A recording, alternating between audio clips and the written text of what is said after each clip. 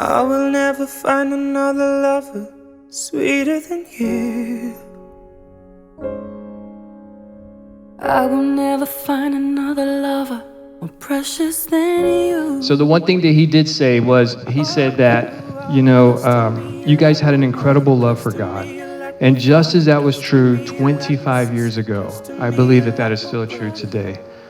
I believe that you guys have done an incredible job in fixing your eyes upon the Lord and making him the center of your lives. All my life, I prayed for someone like you. Over the 18 years of my life, I've gotten to witness their love for each other, in God, grow and blossom. Being their daughter, I've seen many of the ups and downs of their marriage. They may fight, but I always see them work it out in the end. They are such a good example for what I want my marriage to look like one day. I want to thank them for the example they set for me and for my siblings.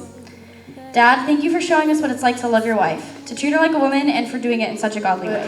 Through thick and thin, my parents always figured out a way to make ends meet, and they always figured out a way to keep their love for each other going, even if it got difficult. And as you already heard my dad mention earlier, marriage isn't all that you see on TV. In case you didn't already know that, now you do. Sorry to all the married people in here. But it's hard work, and I think that my parents' marriage is a testimony to that. And I just want to commend them for getting to 25 years. Like, can we just clap for that? Like, that's awesome. I thank God that I finally found you. Oh my. If you think back to when you both first pledged your love to one another, I'm sure you're probably like madly in love and filled with excitement and probably some ideas of what it was going to look like.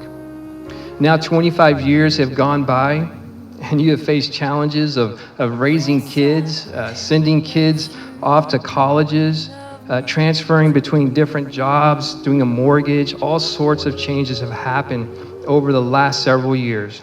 Yet still you are committed to one another, and today you are giving a public testimony to that commitment of serving one another in the love of Christ. I renew now the vows I made when we became husband and wife.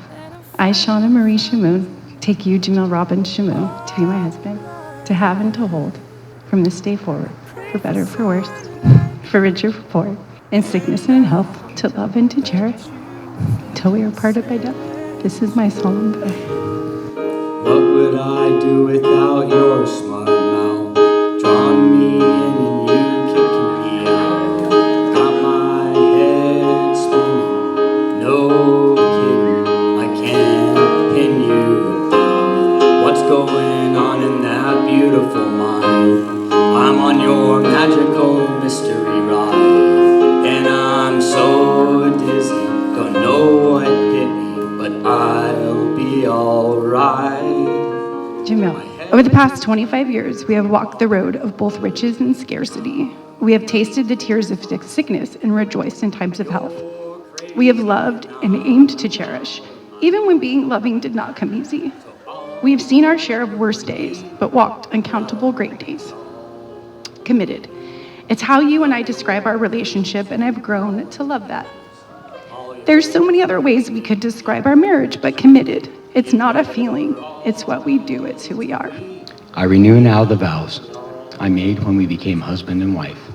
I, Jamil Robin Shamoon, take you, Shaunna Marie Shamoon, to be my wife, to have and to hold, from this day forward, for better or for worse, for richer or for poorer, in sickness and in health, to love and to cherish, until we're parted by death. This is my solemn vow. Mom, thank you for showing us how to respect your husband, to back him up on his decisions, and for loving him with your whole heart. Thank you both for showing us what a healthy marriage should look like. Thank you for showing me how God wants us to love one another. And thank you for being a good example to all those around you. Over my life, I've learned so much from you, and I know that there's so much left to learn. I think everyone here has learned something from your beautiful marriage. It is obvious that these two people are deeply rooted in their love for each other and in their love for God. I'm so lucky and so grateful to call you my parents. Here's to another amazing 25 years.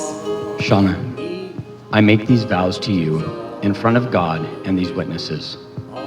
I solemnly vow to place no one above you in my life except for God, to stay committed to our marriage even when it's hard all my days, to be quick to forgive and to ask for forgiveness, to be emotionally vulnerable with you to the best of my abilities, to give myself fully to you, the good and the bad, to be a refuge for you from the difficulties of this world and from other relationships, to grow my love for you even through times of sickness or hardship, to only speak positively of you to others, to love you as Christ loves his church, knowing I'm still broken and will fall short, to see our differences with grace and appreciation, helping you become all God has designed you to be, to provide for you all the days I physically can, and to prepare for you when I can't, to care for myself so that I can properly care for you in all ways, to continually pursue God and to allow him to shape me into the image of Christ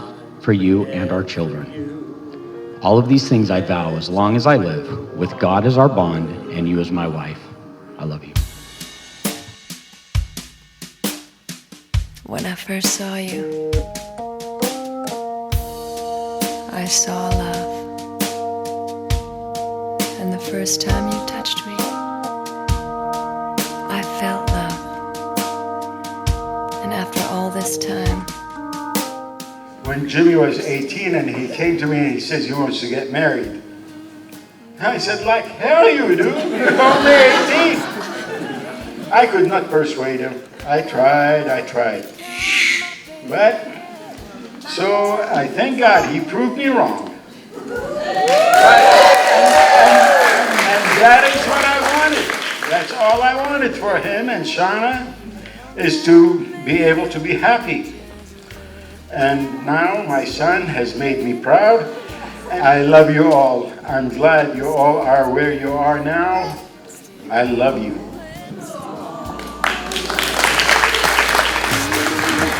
you're still the one I run to, the one that I belong to.